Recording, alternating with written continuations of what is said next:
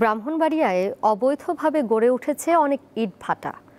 এগুলোর কারণে পরিবেশের পাশাপাশি স্থানীয়দের জীবনযাত্রা, কৃষি জমি ও স্বাস্থ্য ক্ষতিগ্রস্ত হচ্ছে। প্রশাসন অবশ্য ব্যবস্থা নেওয়ার কথা বলে দায় সারছে।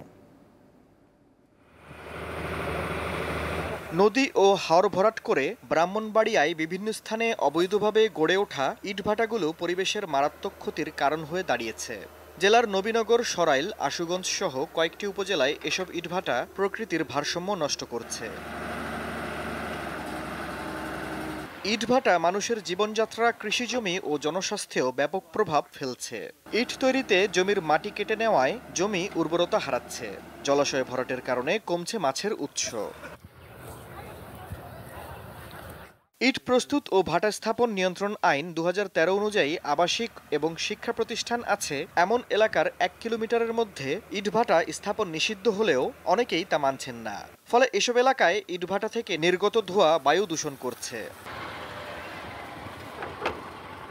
কালো ধোঁয়া ও বিষাক্ত গ্যাসে শ্বাসকষ্ট সহ নানা জটিলতায় ভুগছেন অনেকে। এই যে টপ সয়েলটা তারা কেটে নিচ্ছে, এই টপ সয়েলটা ফিল আপ হতে কিন্তু ২০ থেকে ২৫ বছর সময় লেগে যায়।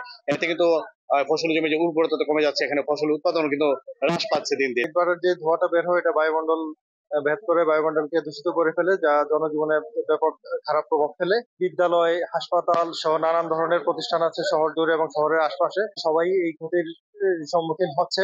এটার আসলে একটা স্থায়ী সমাধান দেওয়া হচ্ছে না। অবৈধ যেগুলো, আমার মনে হয় এগুলোকে ভেঙে গুড়িয়ে দিলে আর এই সমস্যাটা হয় না। পর্যায়ক্রমে সব অবৈধ ইটভাটা ধ্বংস করার কথা জানান জেলা প্রশাসক। ব্রাহ্মণবাড়িয়া অবৈধ ইটভাটা যেগুলো আছে সেগুলোর বিরুদ্ধে রেগুলারই আমাদের ব্যবস্থা গ্রহণ করা হচ্ছে।